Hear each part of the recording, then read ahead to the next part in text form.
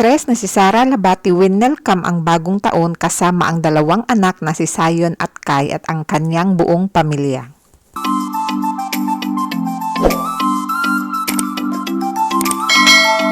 Masayang sinalubong ni Sara Labati ang bagong taon kasama ang mga anak at kanyang pamilya sa bakasyon nila sa Bohol.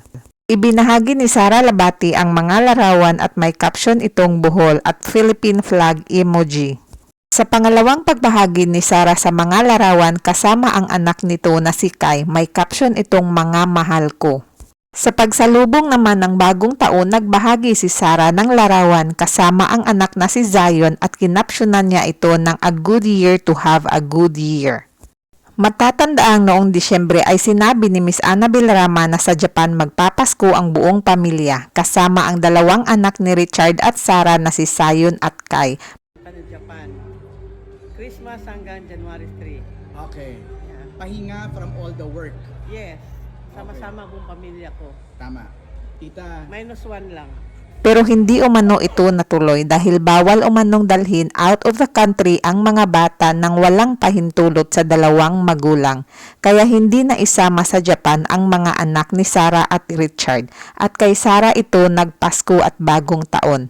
Binunyag naman ng ina ni Sara na si Mami Esther Labati na co-parenting umano si Sara at Richard pagdating sa mga bata. Masaya namang nakita ng mga online netizen ang mga larawan na binahagi ni Sara sa kanyang social media account na kasamang nagpasko at bagong taon ang kanyang mga anak. Narito ang ilang sa mga masasayang larawan na ibinahagi ni Sara Labati sa kanyang social media account.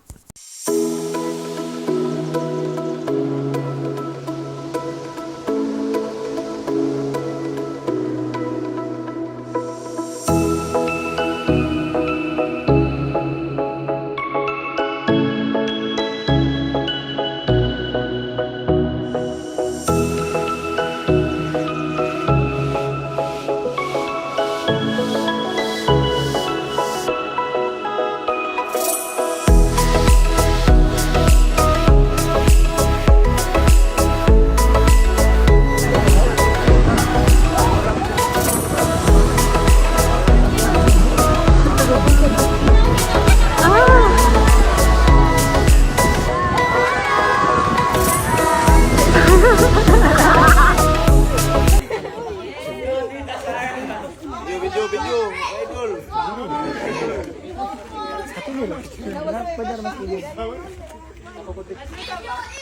Go! Go!